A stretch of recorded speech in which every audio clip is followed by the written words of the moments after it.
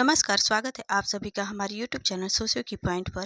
तो आज के इस वीडियो में हम लोग जानेंगे इमाइल दुर्खिम का सामाजिक तथ्य। तो जो भी हमारे भाई बंधु जो भी समाज शास्त्र से रिलेटेड कोई भी एग्जाम देने वाले हैं तो ये वीडियो आपके लिए है। तो वीडियो को अंत तक जरूर देखिएगा ताकि सारी बातें समझ में आए।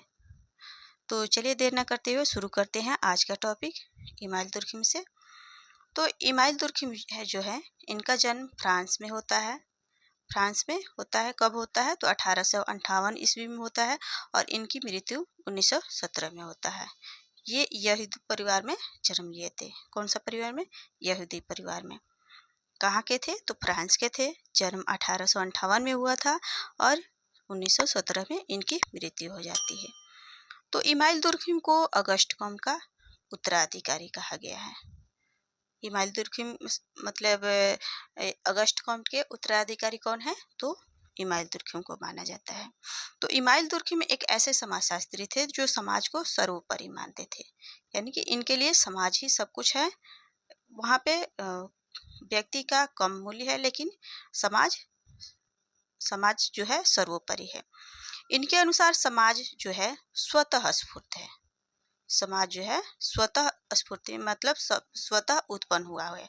इसलिए समाज व्यक्ति को अपने अनुसार रखने का प्रयत्न करता है। क्या करता है? अपने अनुसार रखने का प्रयत्न करता है। और व्यक्ति ऐसा करने में अगर असफल रहा जाता है तो समाज जो है उसका अस्तित्व समाप्त कर देता है। तो समाज इस तरह समाज क्या हो जाता है? समाज एक तानाशाह और निरंकुश है। समाज जो है तानाशाह या निरंकुश है क्योंकि वो सुइजिनियरस है। तो ये सुइजिनियरस क्या होता है? तो चलिए देखते हैं ये क्या होता है। तो ये जो है स्वतः स्फूर्त किसे कहते हैं? तो स्वतः स्फूर्त मतलब स्वजन्मा, वह जो स्वयं से उत्पन्न हुआ हो, वह जो स्वयं से उत्पन्न हुआ हो, जिसका अस्तित्व स्वयं में हो। ठीक है, वह जो अपने उद्भव और अस्तित्व के लिए किसी अन्य पर निर्भर ना हो। ठीक, तो इमाइल दुर्खिम ने समाज को सुइजिनियरस माना है और कहते हैं कि यह सदैव उपस्थित रहा है। समाज जो है हमारे आने से पहले था, हमारे जाने के बाद में भी रहेगा। इसका उद्भव का कोई बिंदु नहीं है। ये हमेशा था और हमेशा रहेगा। हम मनुष्य आते जाते रहेंगे लेकिन समाज हमेशा रहेगा। तो इमाइल दुर्खिम जो है वो व्यक्ति थे। इमाइल दुर्खिम पहले व्यक्ति थे जिन्होंने समाज शास्त्र को एक वैध अकादमिक विषय के रूप में प्रतिष्ठित किया और इसकी छवि को निखारा। इसलिए इमाइल दुर्खिम को समाजशास्त्र का पहला अकादमिक प्रोफेसर माना जाता है। प्रथम प्रोफेसर किसे माना जाता है? तो इमाइल दुर्खिम को माना जाता है। इमाइल दुर्खिम प्रथम प्रोफेसर हैं। तो चलिए आगे देखते हैं। इमाइल दुर्खिम ने कब पीएचडी किया था? पीएचडी का उनका विषय था समाज में श्रम विभाजन। कब किया था? तो 1892 इसमें में उन्होंने पीएचडी किया, जिसकी डिग्री प्राप्त की, जिसका विषय था क्या था? समाज में श्रम विभाजन। तो इमाइल दुर्खिम समाजशास्त्र के समृद्ध बनाने के लिए कई महत्वपूर्ण अवधारणाएं दिए हैं, जिसका उल्लेख यहाँ पे किया गया है। तो चलिए देखते हैं कौन कौन सी अवधारणाएं दिए गए हैं। इनकी सारी अवधारणाएं जो है एग्जाम में बहुत पूछी जाती है, तो इनको ध्यान में रखिएगा आप लोग। तो पहला अवधारणा देते हैं सामाजिक तथ्य का, जो कि बहुत ही महत्वपूर्ण है। आज के इस वीडियो में हम लोग सामाजिक तथ्य के बारे में ही जानेंगे। बाकी और जो अवधारणाएं हैं उसको दूसरे वीडियो में जानेंगे। तो पहला देते हैं सामाजिक तथ्य की अवधारणा देते हैं, फिर सामूहिक तत्व की चेतना की अवधारणा देते हैं, फिर सामूहिक प्रतिनिधानों की अवधारणा देते हैं, श्रम विभाजन का सिद्धांत देते हैं, आत्महत्या का सिद्धांत देते हैं और धर्म का सामाजिक सिद्धांत देते हैं। ये सारी अवधारणाएं हैं उनकी। चलिए अब देख लेते हैं कौन कौन सा बुक से लिखे हैं। तो पहला बुक उन्होंने लिखा था, जो उनका पीएचडी का विषय था, क्या था? The division of labour in society. कब लिखे थे? तो 1893 में लिखते हैं। अगला बुक उन्होंने लिखा है 1895 में, the rules of sociological method. तीसरा बुक लिखते हैं द सुसाइड। द सुसाइड कब लिखते हैं? तो 1897 में लिखते हैं। अगला बुक उन्होंने लिखा है the elementary forms of religious life. ये कब लिखते हैं? 1912 ईस्वी में लिखते हैं। उनके मरणोपरांत भी उनके पुस्तक जो है छपे हैं। तो वो कौन कौन से पुस्तक प्रकाशित हुए हैं? तो ये है एजुकेशन एंड सोशोलॉजी, ये 1922 ईस्वी में प्रकाशित हुआ। अगला बुक सोशोलॉजी एंड फिलोसफी 1924 में, और द मोरल एजुकेशन कब प्रकाशित हुआ? 1925 में। तो इसका सीक्वेंस भी आप लोग ध्यान में रखिएगा, याद रखिएगा, क्योंकि आजकल एग्जामों में सीक्वेंस ही पूछा जा रहा है कि क्रमबद्ध बताइए कि पहले कौन सा बुक लिखा गया, फिर उसके बाद में कौन सा बुक आया, और फिर उसके बाद में कौन सा बुक आया। अब तो एग्जामों में ऐसा भी पूछा जा रहा है कि दुर्खिम की बुक दी जा रही है, फिर मार्क्स की भी बुक दी जा रही है, फिर अगस्त काउंट की बुक दी जा रही है, और उसमें सीक्वेंस से लगाना है कि कौन सा पहले बुक प्रकाशित हुआ। तो आजकल थोड़ा सा टफ हो गया है ऐसा ऐसा क्वेश्चन। तो चलिए अब हम लोग देखते हैं सामाजिक तथ्य के बारे में। सामाजिक तथ्य क्या है? दुर्खिम ने सामाजिक तथ्य की अवधारणा सर्वप्रथम अपनी पुस्तक the rules of sociological method में दिया है। सामाजिक तथ्य की अवधारणा किस में दिया है? तो the rules of sociological method में। तो दुर्खिम ने समाजशास्त्र की अपनी वैज्ञानिक दृष्टि को जिस मूलभूत सिद्धांत पर आधारित रखा वह है सामाजिक तथ्य की वस्तुपरक वास्तविकता। क्या है? सामाजिक तथ्य की वस्तुपरक वास्तविकता, यानी कि सामाजिक तथ्य जो है वो वस्तुओं की तरह है और वो वास्तविक है। ठीक। तो सामाजिक तथ्य क्या है? सामाजिक तथ्य जो है कार्य करने, सोचने, अनुभव करने का वह तरीका है जो किसी भी समाज में लगभग सामान्य रूप से पाया जाता है, सभी जगह पाया जाता है। कार्य करने, सोचने और अनुभव करने के जो भी तरीके हैं उन्हें ही सामाजिक तथ्य कहते हैं। तो सामाजिक तथ्य जो है कार्य करने का ढंग है। सामाजिक तथ्य कार्य करने का वह ढंग है जो निर्धारित भी होता है या अनिर्धारित भी होता है, जो व्यक्ति पर एक बाहरी दबाव डालता है। सामाजिक तथ्य जो है वो बाहरी दबाव डालता है और या कम करने की वह तरीका है, जो काम करने का वह तरीका है जो एक निर्दिष्ट समाज में सर्वत्र समान है, जो सभी समाजों में समान है तथा साथ ही व्यक्तिगत अभिव्यक्तियों से स्वतंत्र है। वो व्यक्ति से स्वतंत्र है, उसका अस्तित्व बना रहता है कहाँ पे? समाज में। यही सामाजिक तथ्य कहलाते हैं। तो दुर्खिम समाजशास्त्र की विषय वस्तु को समाज में प्रचलित विचारों, विश्वासों को ही मानते हैं। दुर्खिम जो है समाजशास्त्र का विषय वस्तु किसे मानते हैं? तो प्रचलित विचारों और विश्वासों को ही मानते हैं तथा उनका मूर्त रूप मानकर उसका अध्ययन करने पर बल देते हैं।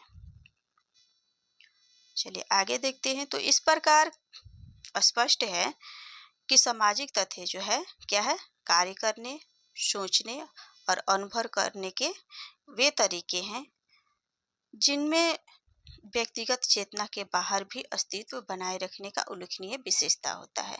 वो एक आदमी का व्यक्तिगत चेतना नहीं होता है, वो समूह का चेतना होता है। ठीक है।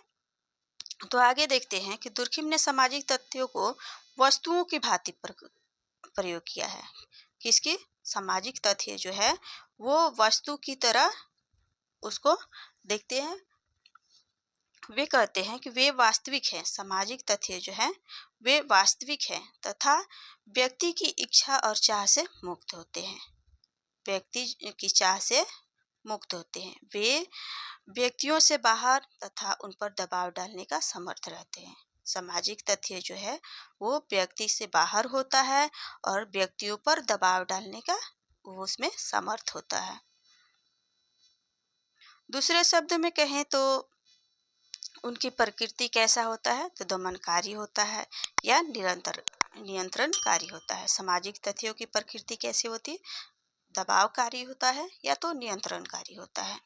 जैसे समाज में प्रचलित जनरीतियाँ, रूढ़ियाँ, प्रथाएं, धार्मिक, सामाजिक नियम सभी क्या है? सामाजिक तथ्य हैं।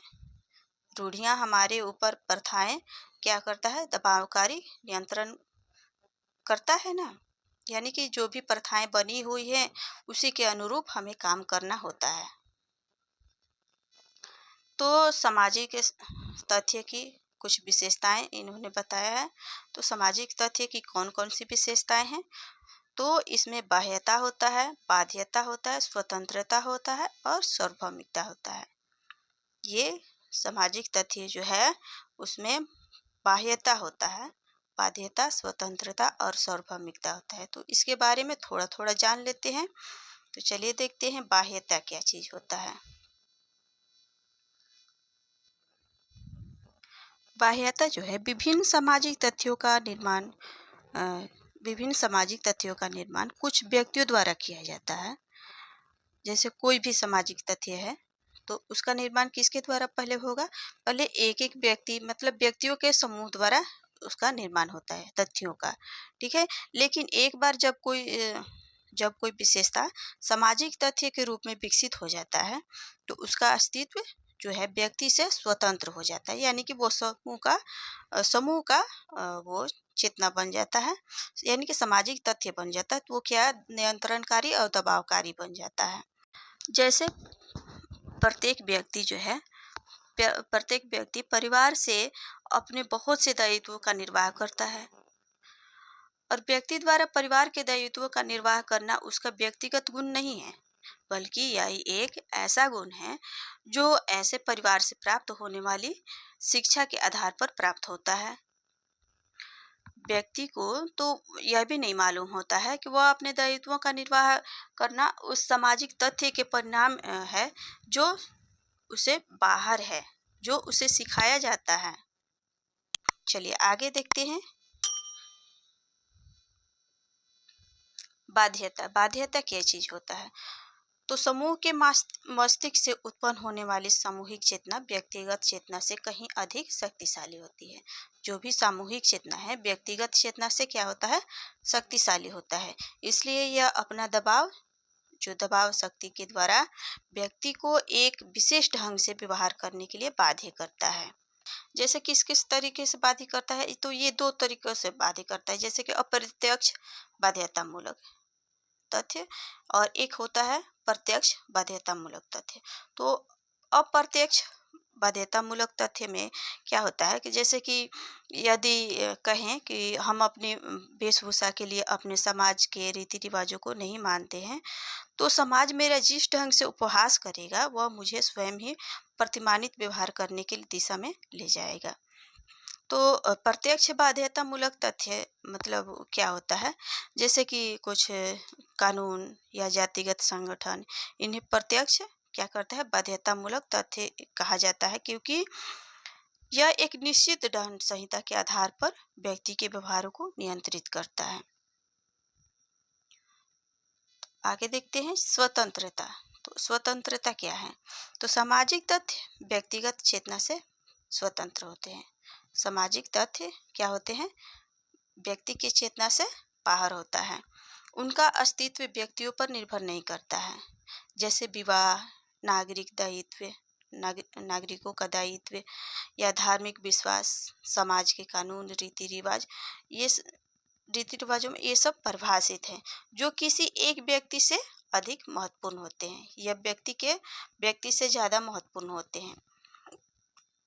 अब सार्वभौमिकता के बारे में जान लेते हैं। सार्वभौमिकता क्या है? कि सामाजिक तथ्य केवल कुछ समाजों में ही पाए जाते हैं, ऐसा तो नहीं है ना। यह भी नहीं है कि ये केवल आदिम समाजों में ही पाए जाते हैं। तो इसीलिए दुर्खिम के अनुसार ये सभी समाजों में पाए जाते हैं। दुर्खिम कहते हैं कि ये सभी समाजों में पाया जाता है, या हो सकता है कि कहीं पे इनकी बाध्यता कम हो या कहीं पे ज़्यादा हो, या ऐसा भी नहीं है कि इनमें परिवर्तन नहीं होता है। सामाजिक तथ्यों में ऐसा नहीं है कि कोई परिवर्तन नहीं होता है। समय के अनुसार प्रत्येक पीढ़ी कुछ ना कुछ सामाजिक तथ्यों का निर्माण करती है, जिसका आने वाली उनके उनके बाद में आने वाली जो पीढ़ी है उनके लिए ये वैधता और बाह्यता दोनों ही बढ़ जाती है। जो अभी उसका सामाजिक तथ्य बन रहे हैं वो क्या करेंगे, आने वाली पीढ़ियों पर दबाव और क्या डालेंगे, बाह्यता और बाध्यता दोनों चीज होगी। तो इस प्रकार सामाजिक तथ्य की उपस्थिति प्रत्येक समाज के लिए एक व्यापक प्रक्रिया है। तो चलिए आगे अब देखते हैं। दुर्खिम ने सामाजिक तथ्यों को दो भागों में बांटा है। तो कौन कौन से भागों में बांटा है? सामाजिक तथ्यों को दो भागों में बांटते हैं, एक सामान्य सामाजिक तथ्य और एक असामान्य सामाजिक तथ्य। तो ये सामान्य सामाजिक तथ्य क्या होते हैं?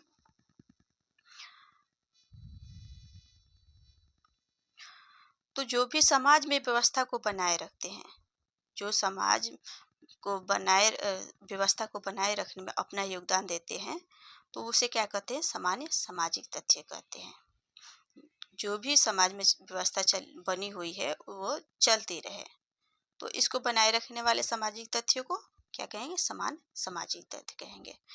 इस व्यवस्था में क्या होता है? व्याधिकीय कारक जैसे कि अपराध हो गया, डकैती हो गया, अपहरण, बलात्कार या आत्महत्या, ये सब सामान्य होते हैं, यानी कि बहुत कम होता है, व्यक्तिगत होते हैं, मतलब घटना होता है ये सिर्फ एक घटना होता है। तो इस प्रकार सामान्य सामाजिक तत्व भी हैं जो समाज की यथास्थिति को बनाए रखते हैं और इनके व्याधिकीय तत्व सामान्य दर में होते हैं। इनकी दर बहुत ही मतलब कम होता है, तो इतना अधिक नहीं होता है कि इसके लिए कानून बनाया जाए या कानून व्यवस्था बिगड़ जाए, ऐसा कुछ नहीं होता है। अब जान लेते हैं असामान्य या व्याधिकीय सामाजिक तथ्य। असामान्य सामाजिक तथ्य जब अत्यधिक व्यापक हो जाता है, यानी कि समाज का सामान्य जन जीवन ठप हो जाता है, तो वैसे तथ्य को क्या कहते हैं? व्याधिकीय सामाजिक तथ्य कहते हैं। जिसे समाज का बिल्कुल मतलब वही चीज़ें हो रही हैं, आत्महत्या हो रहा है, अपराध हो रहा है, यानी कि उसकी दर बढ़ जा रही है, या बहुत ज़्यादा हो जा रहा है, जनजीवन बहुत ही अस्त व्यस्त हो जा रहा है, तो वो क्या कहा जाएगा? व्याधिकीय सामाजिक तथ्य कहा जाएगा। तो अब थोड़ा सा आलोचना भी जान लेते हैं सामाजिक तथ्यों की।